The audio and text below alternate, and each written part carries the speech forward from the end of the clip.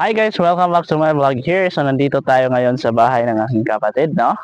Ayun. So guys, ito po ay binvlog ko muna dito, papakita ko sa aking kapatid, no?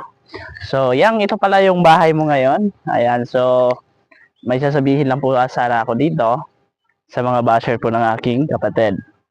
Ayan. Marami kasi ako nababasa dito tungkol dito.